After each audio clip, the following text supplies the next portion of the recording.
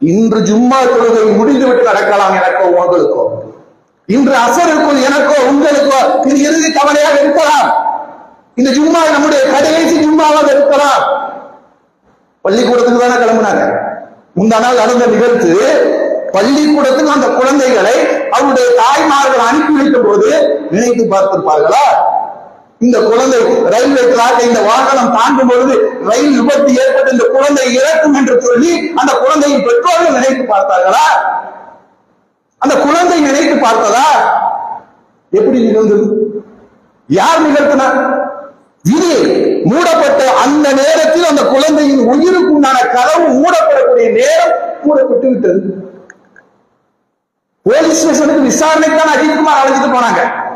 அஜித்குமாரை அழைத்துக் கொண்டு போகும் பொழுது அவர் நினைத்திருப்பாரா இந்த காவல்துறைகள் நுழைந்து விட்டு நாம் மீண்டும் உயிரோடு திரும்ப முடியாது என்று எண்ணி இருப்பாரா? எண்ணி இருந்தால் போயிருக்க மாட்டாரு. தெரிந்திருந்தால் உள்ளே நுழைந்திருக்க மாட்டாரு. சரி, விசாரணை கூப்பிட்டு விடுவாங்க. உயிர் போயிருச்சு. யார் நாட்டம்? அங்குதான் போக வேண்டும் என்பது விதி. நாம் நினைத்துக் கொண்டிருக்கிறோம், நாம் ஏமாற்றிக் கொண்டிருக்கிறோம். உலகம் நம்மை ஏமாற்றிக் கொண்டிருக்கிறது. ஏமாற்றுவோம் நம்ம ஏமாற்றிக் கொண்டிருக்கிறான். நீ நீண்ட காலம் வாழ போற, நீ இப்ப மவுத்தாக மாட்ட. உனக்கு 80 வயசு 90 வயசுக்கு போலதான் உனக்கு மவுத்து வரும். அதனால் இந்த அமல்களை பற்றி கவலைப்படாத. அதற்கு ஒரு வயசு இருக்கு. வயதான காலத்துல பள்ளிவாசலுக்கு போவோம்.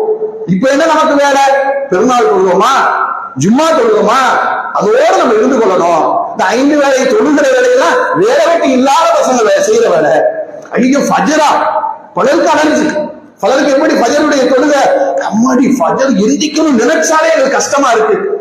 இதனுடைய உண்மை தன்மை உனக்கு தெரியும். உன் முன்னால் மலக்குள் மௌத்து வந்து நின்று அந்த உயிரை முகத்திலும் விழாப்புறங்களிலும் அடித்து பிடுங்குவார்களே, அப்பொழுது தெரியும். அப்பொழுது கதறி கொண்டு ஓடுவோம். இங்கேயும் அங்கேயும் இந்த ரூம் ஓடிவிட்டு அல்லாஹ்வே அல்லாஹ்வே அல்லாஹ்வே என்று அழைத்தால் அல்லாஹ் கேட்கிற கேள்வியை பாரு.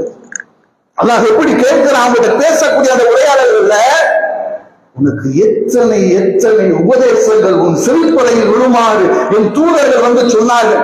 அப்பொழுதெல்லாம் நீ உணரவில்லையா? என்னுடைய வேத வசனங்கள் உனக்கு ஓதி காண்பிக்கப்பட்டது. அப்பொழுதெல்லாம் நீ சிந்திக்கவில்லையா?